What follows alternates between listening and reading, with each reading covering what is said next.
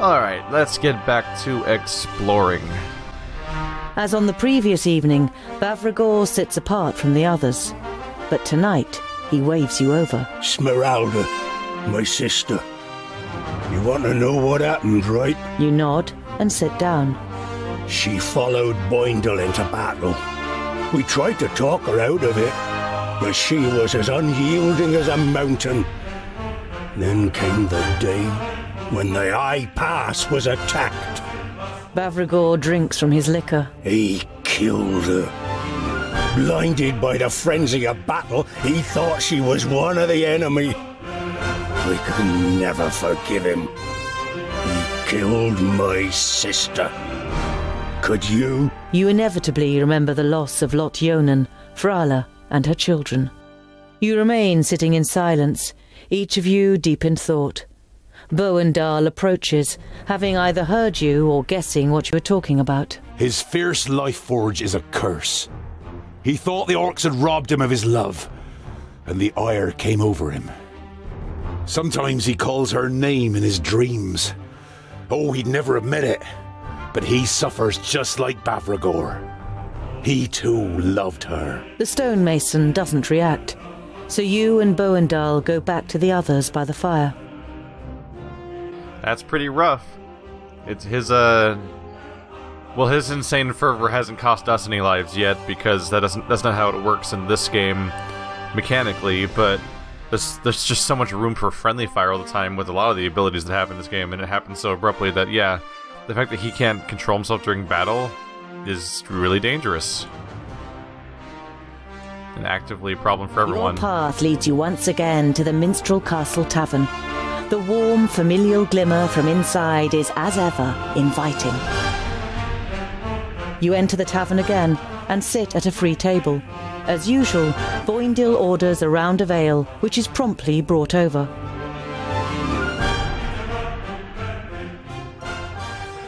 Oh, there's new people here. There's a group of armed humans. Good day, gentlemen. Get lost, groundling. Be quiet! The good dwarf may want to make use of our services, if you stop insulting him. The mercenary immediately becomes sheepish and concentrates on his tankard of beer. My name is Gurnham, the leader of this troop. Pleased to meet you, Mr. Gurnham. I am Tungdil Goldhand. I actually do wish to inquire after your services, against an orc camp in the west. The leader of the mercenaries looks at you, trying to size you up. You and your companions look as though you know how to handle your weapons. Must be a damn big orc camp. Otherwise, we wouldn't ask for your help. So, are you in? Why not? 500 gold coins for me and 9 of my men, in advance. You go back to the mercenaries. They look up briefly before turning back to their drinks. So, have you made your decision, dwarf? Wow, okay. That's a lot of money, but it also could help with the actual conflict by giving us a bunch of allies, which could be really helpful. You can let 2 people negotiate with the mercenaries. Which one do I think would do better, Rodario or Narmona? The actor or the woman? Because let's be frank, a bunch of mercenaries might fall for that for all we know. Let's try it. Narmora? You send Namora to try and haggle down the price of the mercenaries. If it will help against the orcs. Hey guys, we need your help with a couple of orcs. Name your price. The men look up, and as they see who is standing in front of them, their faces brighten. We wouldn't take money from someone like you, sweetheart. I'm sure you can show your appreciation in other ways. Namora says nothing. She stares into the man's eyes, and he falls silent. He seems to shrink, and to have lost the capacity to talk. Finally, Namora looks away and turns to go. All right then, I'll find someone else. Wait, stay here, darling. The young mercenary jumps up and tries to hold Namora back by the arm, but she sidesteps quickly, and he grasps at thin air. He trips over Namora's foot, which just happens to be in the right place, and clatters to the floor. Oh, come on, boys. Don't you know how to treat a lady? The leader of the mercenaries smiles at Namora, revealing several missing teeth. For such a beautiful woman like you, we'll make a very special price. For 250 gold pieces, we'll demonstrate what we're capable of. That's pretty good. Also, was not prepared for how off-putting and desperate that was going to start getting. Okay. Here is your payment. 250 gold coins. You place a pouch containing the counted coins on the table in front of Gurnham. We will seize the orc camp with you, and then perhaps celebrate a bit? He grins over at Namora, who manages with some effort to avoid killing the mercenary. I get the feeling she might be mad at me now. You go to the bar where the landlady is working and sit on a stool. The landlady, a stout, middle-aged woman with long hair tied in a ponytail, looks up briefly but says nothing. Might as well check for... Nope, no supplies. Right, she just has exactly what we sold her to her last time with no changes. Okay. Thought it might have cycled through or something by now. You nod at the landlady as you slip off the bar stool, and she nods back. Bavragor and Boindil, who are absorbed in a drinking competition, have to be practically dragged out of the tavern. But in the end, you are able to continue your journey. There we go, the reinforcements should come in handy. And we still have a decent chunk of money, so it's pretty fine. I do want to check on the thief situation, though. The familiar jetty is empty, but you can see Samuel on his boat, halfway between here and Polbrook, and you call him over. So, we meet again. You want to get across to the other side, I presume? I'll ferry you across for 10 provisions or 20 gold. It is a good time saver, and it's 20 gold's just not much at all right now. You give Samuel the gold, and after a long discussion with the dwarves in the group, you follow him onto the boat. The dwarves literally leap out of the boat as soon as you reach dry land. We could have died. I hope it was worthwhile, Scholar. Does Geralda also completely freak out? Is it Geralda or Griselda? What was her name again? I always get it wrong. It is Geralda. I wonder if she has the same animated, comical leap out, because she's much more somber. But she's a dwarf. It just said the dwarves, after all. You can make out a cave in the bank of a dried-out riverbed, with several small fires burning in it. You don't see any guards, so you approach carefully. Men and women jump as they notice you. There is terror written in their emaciated faces. When a little girl screams and runs away from you, the whole camp is alerted, and a group of men and women step out of the cave. Is that them? Your benefactors? Tavia, who came out of the cave next to the man, nods. You've led them straight here. Who are you? The man resembles Tavia. His face too tells of a struggle between defiant determination and fatigue and resignation. I am Gerald, Tavia's brother. I led these people here from Tabayin. You look around you. You guess there are about 10 families, less than 50 people. Half of them are children and youths.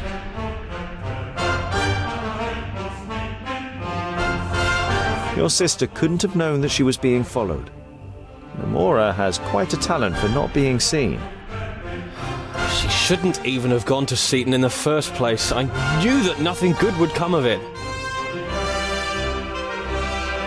Tabayin is a fertile country in the north, but much more importantly these days, it borders the Perish land to the east. How are things in Tabayin? Gerald's expression changes. It's as if he's looking through you. The Perish land is raging. It poisons the spirit, and those who become possessed by it just... Gerald looks at his hands, which he involuntarily forms into claws. They no longer recognize you. Brothers, mothers, children. My brother-in-law. I had to... With visible effort, he wrenches himself free of his terrible memories. We can only hope that the Magi manage to build a new barrier soon. You cannot bring yourself to quash the last hope he has. Tavia went to Seaton on her own initiative. Our gold was gone and our supplies were dwindling, despite being on half rations. I said we should just take what we need if no one is going to help us, but my sister wouldn't have anything to do with it. She took the wedding jewellery from our village, the most valuable thing we had with us, and sold it without my knowing. She then took this money and went to Seaton with several men. I was completely beside myself when I heard about it, but then they came back with food and grain, and I thought they had really done it. He laughs cheerlessly and shakes his head. For a few minutes we thought we were saved.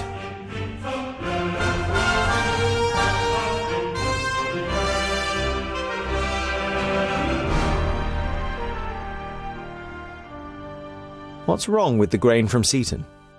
We thought we finally had a change of luck for the better. We were praying for a new start, but then we discovered that most of the grain was rotten and unusable. They'd been ripped off by the bloody steward. We all got together and discussed what was to be done. The majority was in favour of going to Seaton and taking what was due, at any price. The next morning, Tavia disappeared. It was clear to me that she had returned to Seaton. We were going to give her a couple of days, and in the meantime, we prepared for our attack. We needed weapons, and we needed a plan. So she went back in a desperate way to try to avoid the conflict that was coming. It seems strange that I only have one option here. I guess we're just gonna have to go with it. The supplies and the grain, where are they? Gerald glances at your companions. The grain is mainly useless. There's only 4 or 5 usable sacks. We shared out the supplies, and that'll keep us going for the next few weeks.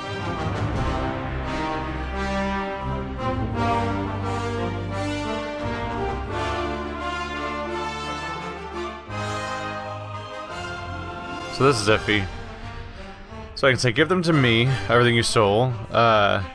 I can say you can keep the grain, but give me the supplies. Or if we at least bring back the grain, that might pacify the farmers. It is the rotten stuff, so they don't necessarily need it anyway. We could make an attempt here. If you return the grain, Father Malin may temper justice with mercy. Mercy? Gerald spits at the floor. Let my people starve so that the people in Seaton can live in affluence for another year? No, I won't let my family die. The grain and the supplies stay here. Gerald braces himself, placing his right hand on his axe. Okay, well, this is getting bad really fast. I thought, I guess they did say a few of them were technically usable, but most of it's uneatable, right? Well.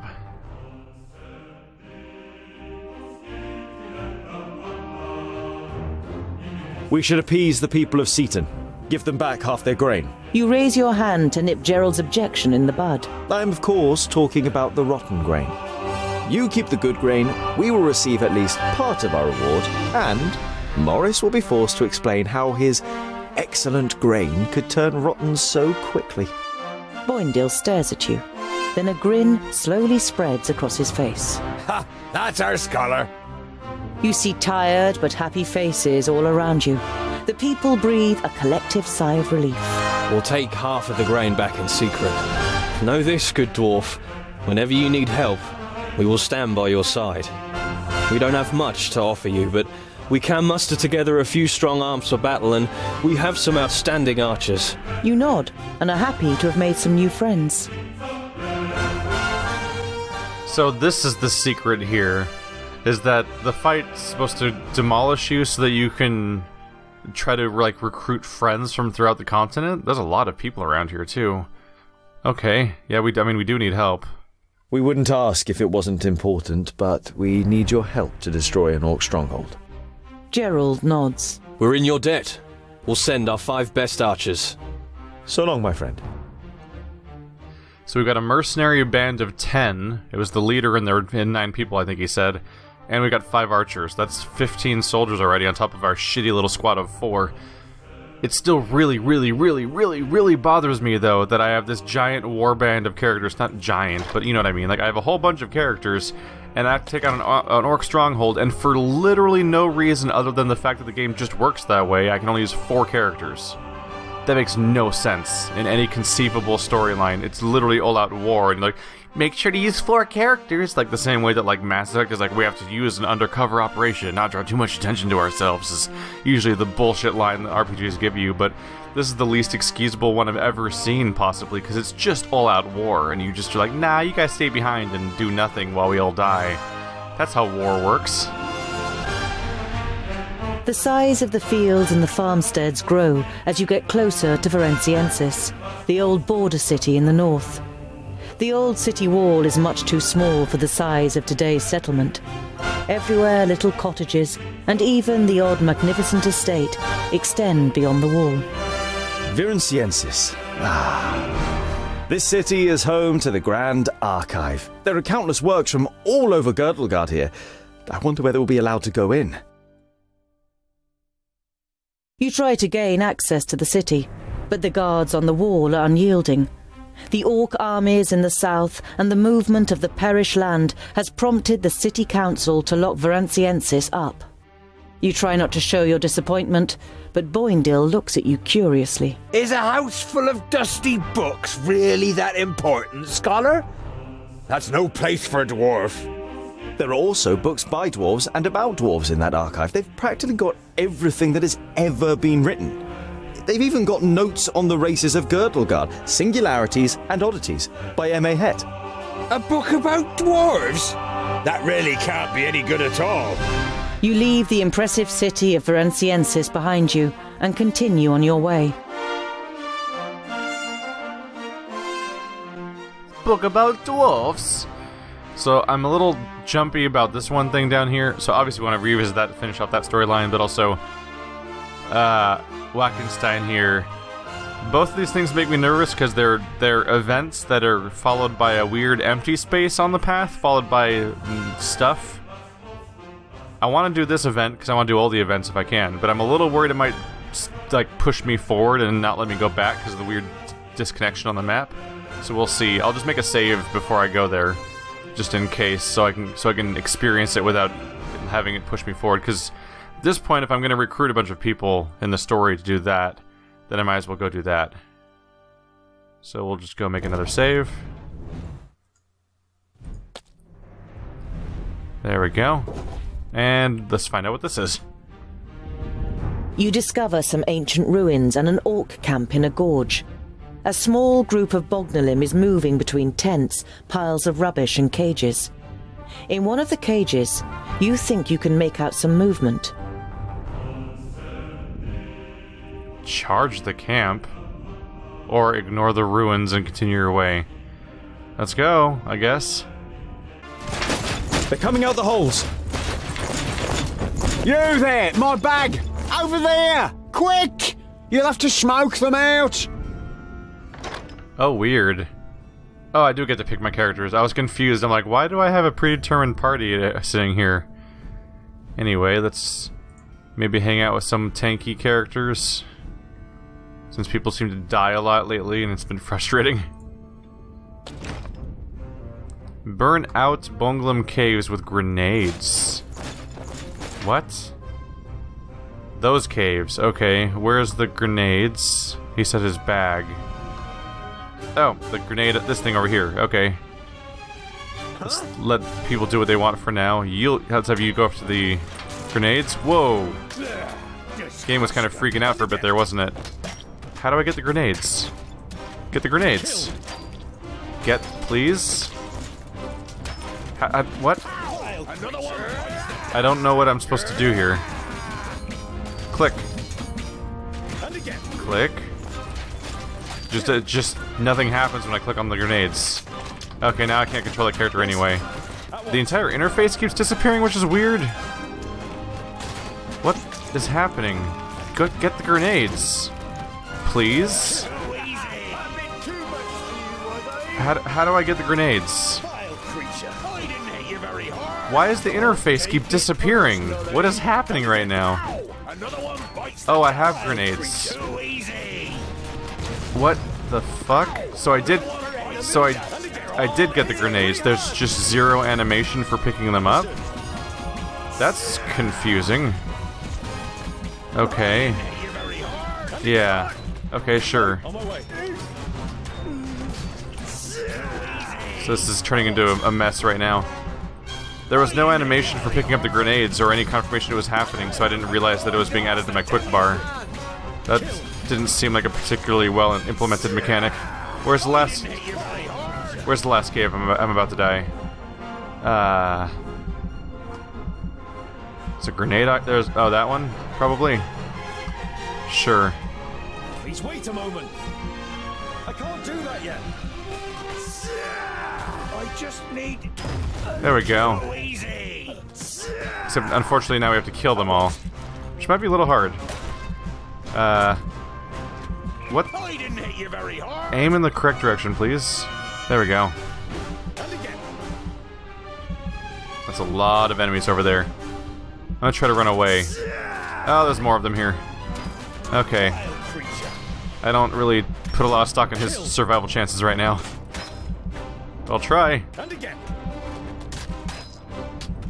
Just sort of cleaving away right now. Interesting, there's so many enemies that the cleave is turning into free AP, basically. Interesting. Oh yeah, there's only a few life left. There we go. Oh, come back here. Chop. We did it. First try, despite everything. Very impressive, I must say. Let me out, my friends. Yeah, that was really confusing feedback as far as game design goes. I'm clicking on the thing and my entire interface is disappearing. That's not really. That doesn't feel like feedback of like you're doing it right, and so much more feedback is like something's breaking. Ah. So I thought something was breaking. Griselda capped out, didn't she? Level 10. Hello, Rodario. Acid Cloud, spelled with a W? Weird. Rodario throws a vial that releases an acid cloud, deals damage to enemies, and floats in the air for a short while. Or Cloud of Sleep, also spelled with a W. Rodario throws a vial that stuns enemies.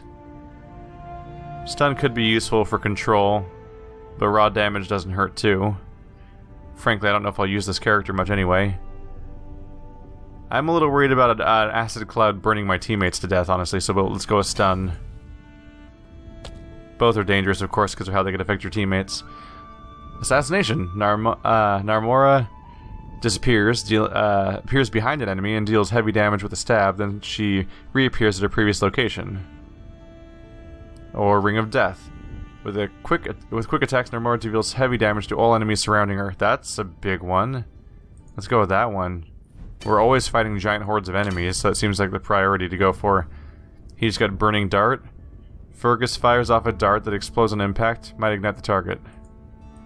When that happens, I assume that's because I have no options for the skills, right? When it just auto-confirms one. I'm hoping that's not just it's not accidentally making a choice for me or something. I assume that's working as intended. Well, there we go. Everything's all fixed up.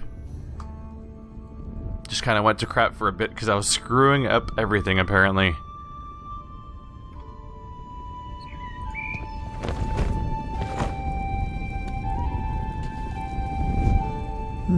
Dried herbs. Oh, add to the inventory. We're just looting from these people now. A pile of wood. Or is it actually a pyre?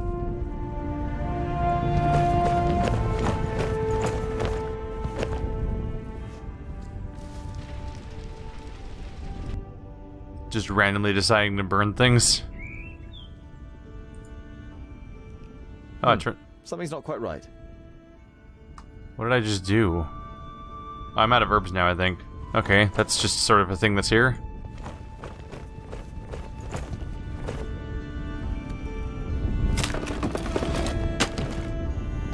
Oh, thank you. Have you seen Helga? Helga? Helga! Where are you? No, I have not seen Helga. I'm sorry. There's like, what, a catapult up there? I don't see another cage around here. There's the path I came from. Suppose we could check up here.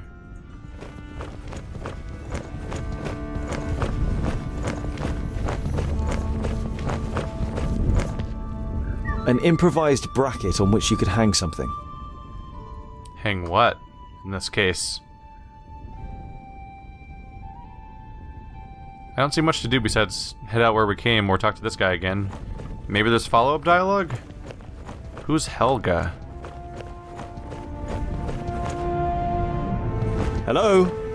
I am Tungdil Goldhand. These are my companions, Boindil, Boendal, Rodario, Fergus and Namora, Bavragor and Goimgar. Have you seen Helga? No, we haven't. If you don't mind me asking, what is your name? Call me Ensign and drop the pleasantries. Nobody's gonna ever... No one acknowledges Griselda during dialogue. Because she seems to be an optional character. I mean, it says I could have killed her. I don't know if that was true or not. Because you never know if certain decisions are going to play out the way that the game says it will. But that was... Now she's just not acknowledged in any dialogue as much as possible. If I may, who is this Helga? Helga? Where? I don't know. I just wanted to know. Helga is my wife. Didn't I mention that? We came here together, but then the orcs came, and she was gone. Do you think she might have gone home? Helga! You have a dark notion of what might have happened to Helga, but as you have no proof, you'd rather say nothing. If you see her, you let me know, right? What brings you to these parts, Ensign? It's not exactly the nicest of places. Aren't you here for the festival? The unbelievable Wackenstein festival. My wife and I desperately wanted to see it for ourselves. The blind guardian, the statue over there, is the key. He calls people from far and wide to the festival. I finally found some information in the archives of Virunciensis as to how the guardian is activated. Can I summon the Guardian and use him against that orc encampment? Because that would be nice. I wanted to thank you. Your grenades really helped us. Grenades? Oh yeah, no problem. I used them to break up boulders, but I ended up attracting these pests.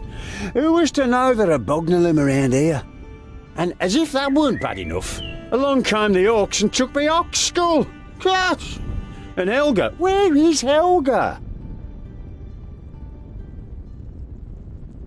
So what have you found out about the festival, Ensign? You see that statue? That's the blind guardian. You could call him the patron saint of Wackenstein. They say that when the festival begins, then the revellers heed his call from all corners of the earth. According to my research, we need 3 things to start the festival. A burning ox skull, the fire-eater bell, and vervain. I actually had it all, but, well, yeah, then the orcs came. Where will we find the fire-eater bell, and what kind of a name is that anyway?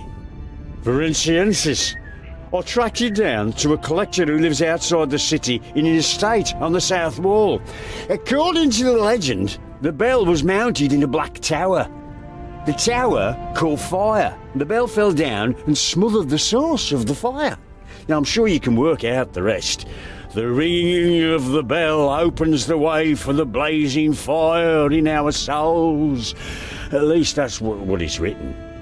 Virunciensis. So what are we waiting for? We'll visit the collector and... It would be best if you went without me. I have some things to prepare here. Do you know anything about a secret passage through the mountains? Secret passage?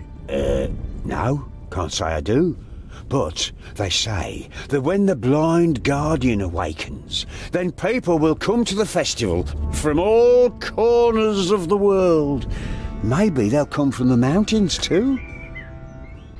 Seems pretty clear that his axe is actually covering a doorway that's probably the secret passage through the mountains. So if I don't want to do the orc encampment, you can open up this passage right here by collecting these special items. I might try to do both just because that's how I generally try to do things. I just hope that doing one doesn't make you automatically leave immediately. To begin the festival, we need the ox skull, the fire-eater bell, and the vervain, right? Exactly. Then we need to set the skull on fire. ring the bell, and burn the herbs.